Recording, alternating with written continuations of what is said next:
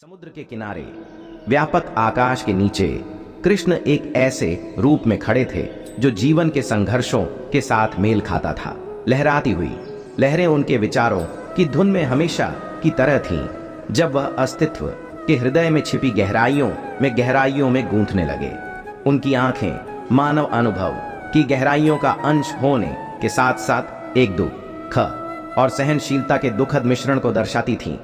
हल्की हवा जैसे ही हल चला रही थी, कृष्ण ने अपने प्रेरणादायक भाषण के अंश को व्यक्त करना शुरू किया। सजीवन के लहराते बहते समुद्र की तरह हमारी यात्रा की रूपरेखा का सार है, उन्होंने कहा। उनके शब्द विश्व सत्य की भारी भरकामी लेकर चुनौतियों को स्वीकार करो, जैसे समुद्र किनारा स्वीकार करता है, क्योंकि उन्हें पार करते समय आप अपने भीतर की ताकत की खोज करते हो। जिसमें अंतर्धन के लहराने बन गई थी, मानव भावनाओं के वास्तविक सूत्र की तुलना में बन गई थी। कृष्ण की शिक्षाएं एक सांगीतिक कथा की तरह खुली मानव भावनाओं की बुनियाद पर चर्चा कर रही थीं। दुहक केवल आपकी आत्मा के विशाल आकाश में एक क्षणिक बादल है, इसे गले लगाओ, उसे गुजरने दो और अंदर से एक नए भविष्य की उगम देखो, उन्होंने घोषणा की।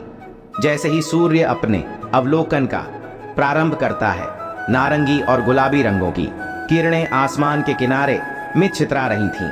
कृष्ण की आवाज में एक आवश्यकता की भावना थी।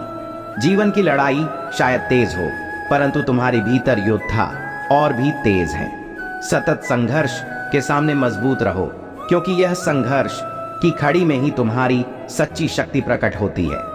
किनारे पर खड़ा होने वाला समय स्थिरता की तरह था, और कृष्ण ने लोगों के दिलों में शांति की अंधकार के साथ बातचीत करने के लिए जीवन के जटिलताओं के माध्यम से गुजरते हुए कहा।